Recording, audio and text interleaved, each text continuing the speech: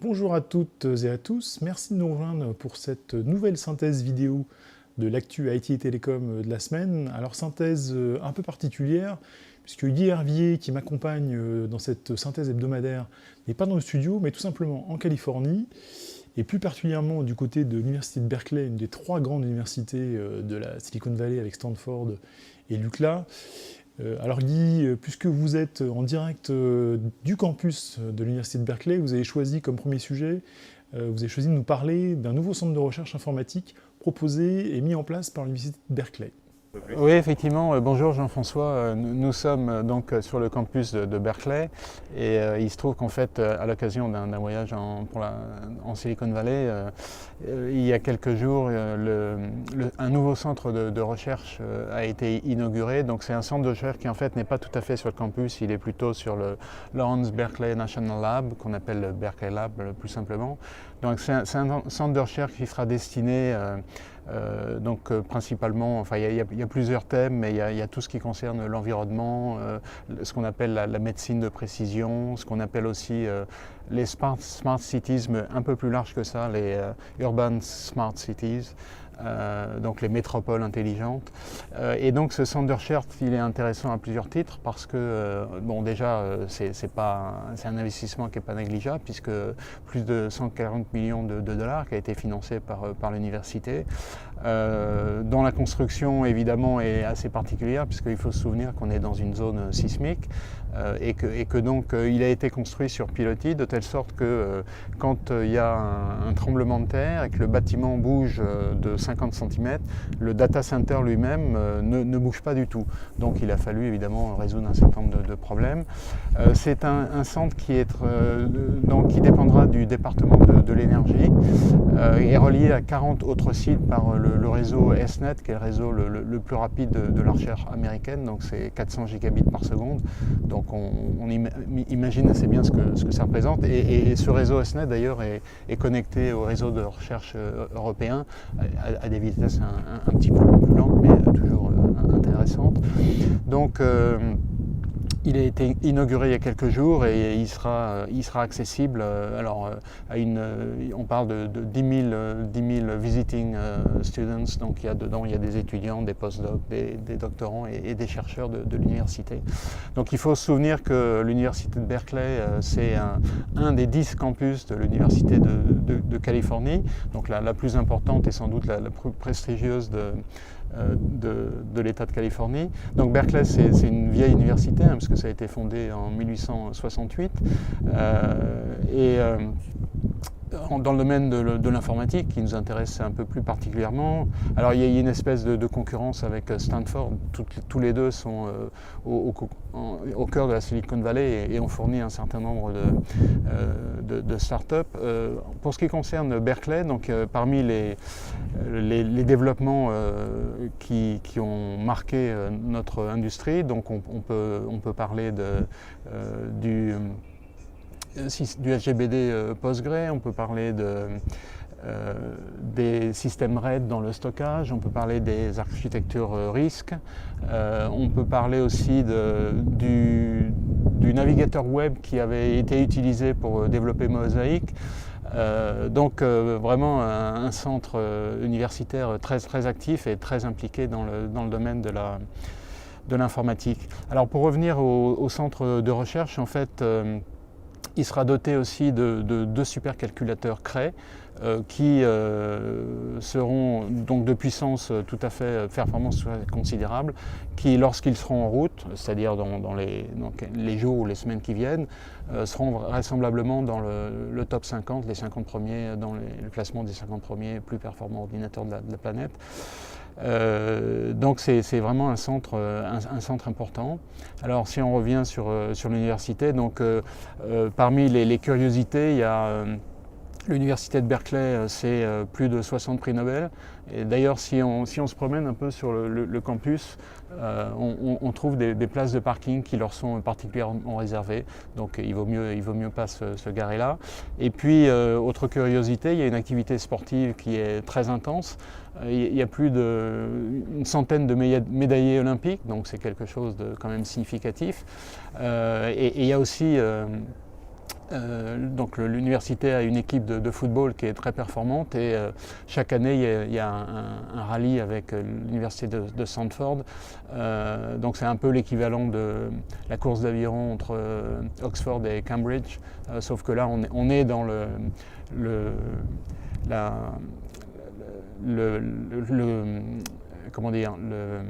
tournoi des universités américaines de football. Et là, malheureusement, cette année, Berkeley a perdu contre Stanford 35-22. Donc, on espère pour eux qu'ils feront mieux l'année prochaine. Alors, deuxième sujet qui a retenu votre attention, et finalement on reste dans la Silicon Valley, on parle d'HP qui annonce ses derniers résultats, puisque dans quelques jours, HP se sépare en deux entités différentes. Alors effectivement, donc dit comme ça peut paraître un petit peu bizarre. Bon, il se trouve que HP, c'est vraiment la société qui a été au tout démarrage de la Silicon Valley, hein, donc il y a 79 ans. Et donc dire que HP a annoncé ses derniers résultats financiers, c'est pas dire que évidemment HP dépose le bilan, c'est tout simplement parce qu'on l'a déjà dit, on a déjà parlé à plusieurs reprises, HP se sépare en deux, donc ça ce sera la première année des deux baby HP, on va dire, donc des bébés qui sont quand même relativement de taille relativement importante. Et donc Meg Whitman a annoncé les résultats il y a quelques jours, la semaine dernière, des résultats qui malheureusement sont pas très bons et sont dans la suite des résultats des années passées. Donc pour l'ensemble de l'entreprise, on a un chiffre d'affaires de 103 milliards de dollars. Donc pour comparer ça avec les années précédentes, on était en 2011 à 127 milliards de dollars. Donc c'est une baisse de plus de 20%, c'est quand même important. Les bénéfices sont à peu près du même tonneau. Et donc qu'est-ce qui se passe pour les deux entités qui vont maintenant être indépendantes? Donc on rappelle, HP Inc. c'est les PC et les imprimantes, et puis HP Enterprise c'est tout le reste, donc c'est les serveurs, le stockage, les réseaux, services aux entreprises et puis tout ce qui est outsourcing. Il se trouve que HP Inc. Évidemment a souffert cette année et va souffrir sans doute les années qui viennent, tout simplement parce que le business des PC est en baisse depuis quelques temps. Les imprimantes, ça va assez moyennement. Et puis, ce qui faisait la force de HP, c'est la vente des cartouches, parce que ça rapporte beaucoup. Une activité qui a été un petit peu en baisse ces derniers temps. Donc ça, c'est pour HP Inc. Maintenant, HP Enterprise s'en sort plutôt mieux, mais ça reste relativement fragile. Et donc, Meg Whitman, qui est toujours impliqué dans les deux entreprises, mais qui sera CEO de HP Enterprise, a annoncé un certain nombre de résolutions. Donc, elle a énoncé 5, on ne va pas les reprendre ici, mais des résolutions qui ressemblent un peu à celles que l'on peut prendre en début d'année. Donc, c'est les bonnes résolutions de début d'année qui, en particulier, c'est améliorer le chiffre d'affaires, une rentabilité accrue. Et puis la dernière, ça fait suite à ce dont on avait parlé il n'y a pas tellement longtemps, qui est le fait que HP finalement a jeté l'éponge dans les services cloud et donc maintenant se concentre sur tout ce qui est cloud hybrid avec des partenariats avec Amazon, avec Microsoft Azure. Donc c'est vraiment là un point sur lequel HP va devoir travailler pour faire en sorte que les années à venir soient meilleures que les années passées. Alors, troisième sujet, dit on rebascule de ce côté-ci de l'Atlantique et on parle d'un acteur qui n'a pas disparu, contrairement à ce que certains pourraient croire. Je parle de Bull qui œuvre dorénavant dans les supercalculateurs. Alors effectivement, Bull, on entend de moins en moins parler depuis que Bull a été racheté par Atos.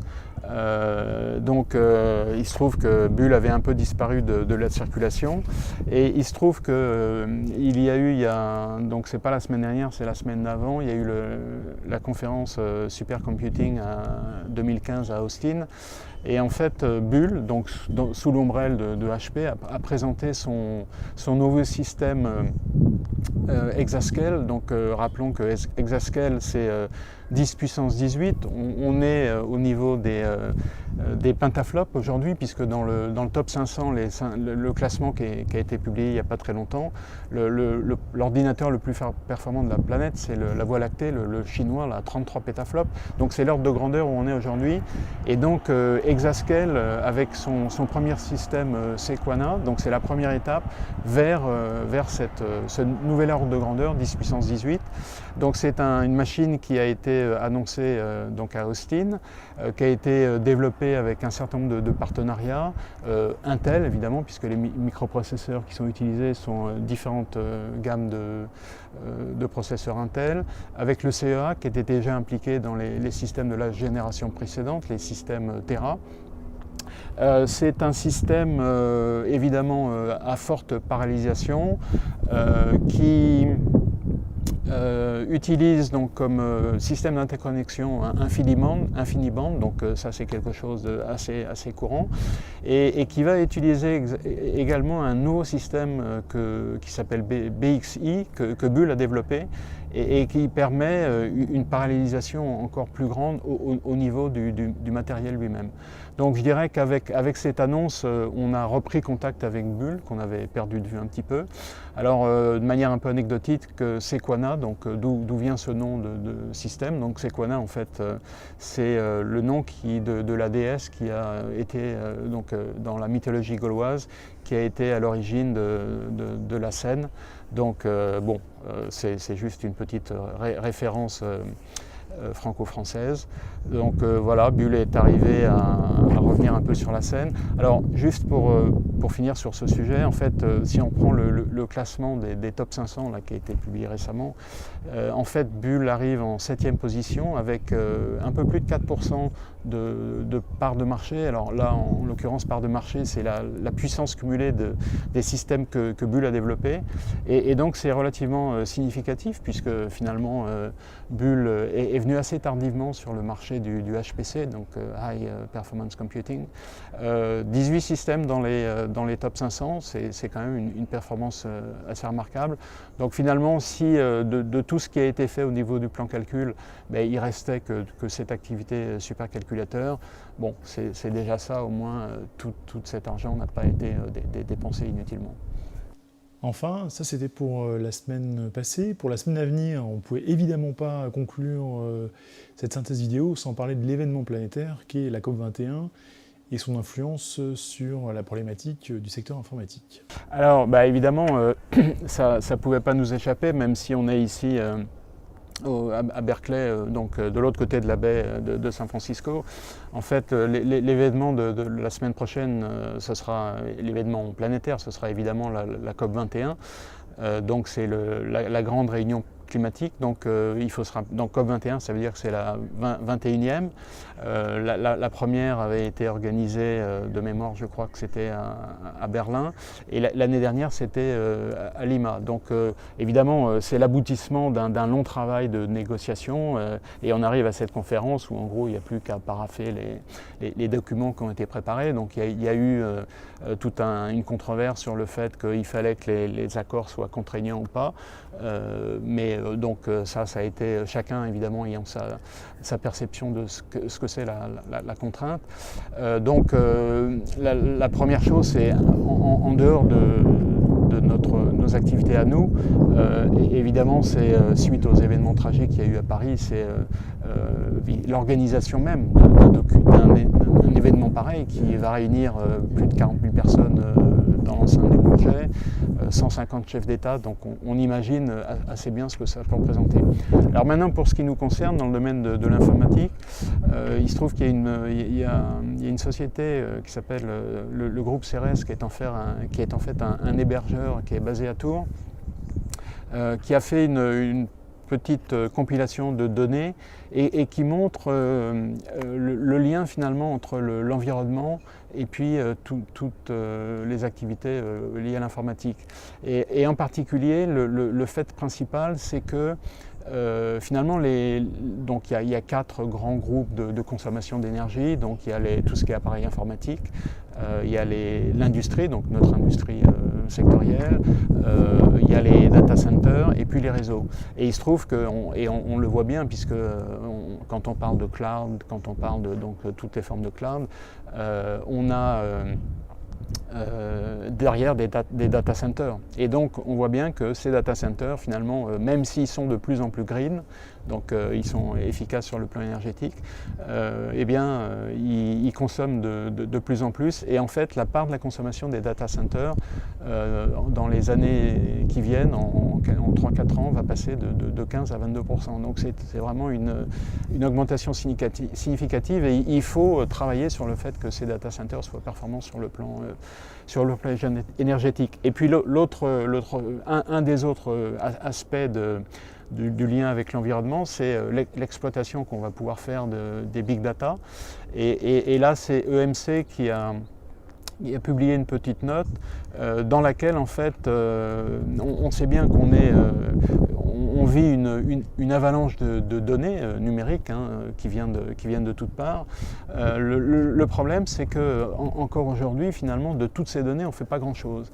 Et donc cette étude expliquait qu'en 2013, 22% de ces données étaient analysables, donc exploitables sous une forme ou une autre, et que 5% étaient seulement exploités.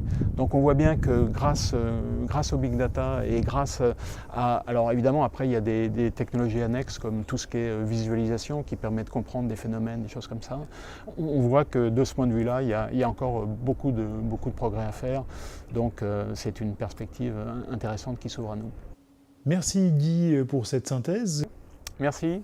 Et on vous retrouve donc la semaine prochaine, alors peut-être plus du côté de Berkeley, mais toujours en Californie, pour nous reparler des startups que vous aurez pu rencontrer durant la semaine. Merci à toutes et à tous. On se retrouve donc la semaine prochaine. À bientôt.